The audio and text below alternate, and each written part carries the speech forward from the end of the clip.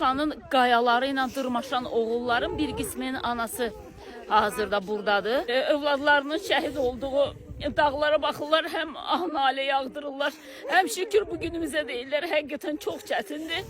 Anaların fəryadını eşitmək. Bilmirik ki, bəlkə də itkin şəhidlərimizdən bugün hər hansısa biri bu qayalığın hansısa daşının dibindədir. Çünki bizim bir neçə şəhidimiz hələ də itkindir. İllər ötməsinə baxmayaraq onlar tapılmırlar. Vətən torpağı müqəddəsdir çünki orada. Uyuyan gördüyünüz kimi belə qeyrətli oğullar var, Şuşaya qədər gəlib çıxan oğullar var. Və anaların iç yanğısını anlamaq əslində yəni o qədər də çətin deyil. 7 gündən sonra qələbədə balam şəhid oldu, noyabrın 1-i.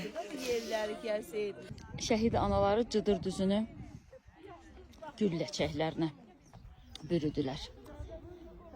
Övladlarının şəhid olduğu yerlərə belə çiçəklər səpdilər.